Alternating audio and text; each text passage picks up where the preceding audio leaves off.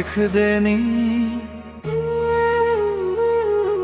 सांसों में तोह के बसेले बानी, तोहरे बिना सुना लागे दुनिया। तू ही हमार जिंदगानी। दिलवा तोहरे नाम लिख देनी। रात दिन तोहके सोचत बानी। तोहरे प्यार में सजना अपना सब कुछ हारत बानी। पहला पहला जब तो के देखनी, दिलवा में अजभल चल भइल। तोहरे नैना के काजरवा हमरा दिलवा के घायल खइल।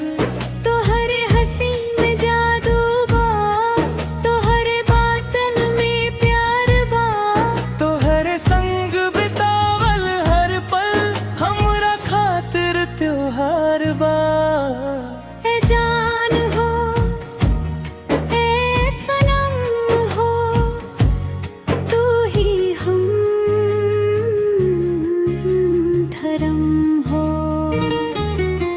तोहरे बिना अब एको पल लागे जैसे जन्म भर गम हो। सावन के फुहार जैसन तोहर प्यार बरसेला। सूखल मन के बगिया में खुशियन के फूल खिलेला। जब तू धीरे से मुस्कैलू चांद भी शर्मा जाला। तोहरे बोरी सुरतिया देख दिलवा आहते जाला। दिलवा तोहरे नाम लिख देनी। सांसों में तोह के बसेले बानी।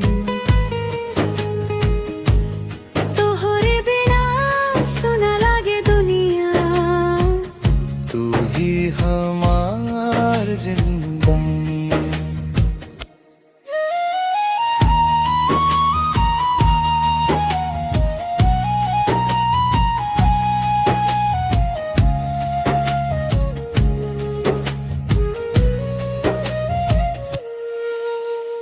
रात अंधेरा जब छा जाला, तोहार चेहरा याद आवेला। नींद उड़ी जाए अखियन से, दिल बस तोह के बुलावेला। चंदा से कहिले हम रोज तोहरे खबरिया ले आवे।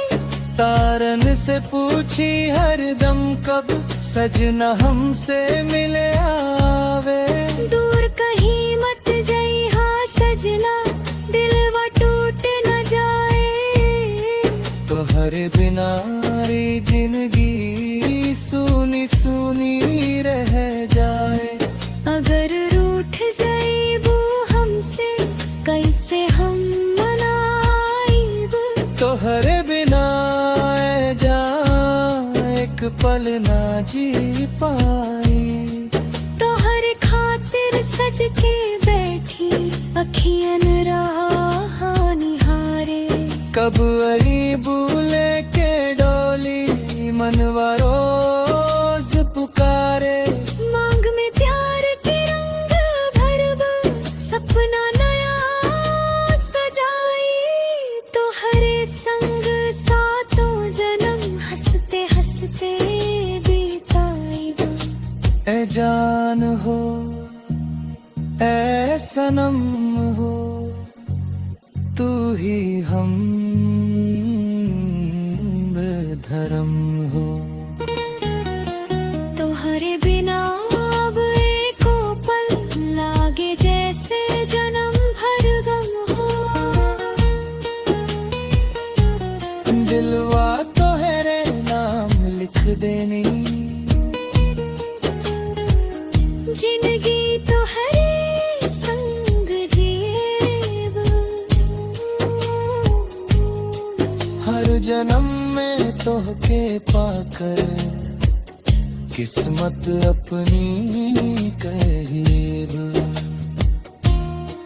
तो हर संग हर सपना पूरा, तो हर संग हर वाना। तू ही हमर पहली चाहत, तू ही दिल के पहचानो। तो हर बिना न भोर सुहानी, न लागे प्यारी शाम। रब से बस यह दुआ बा रहे सदा तोहार नाम।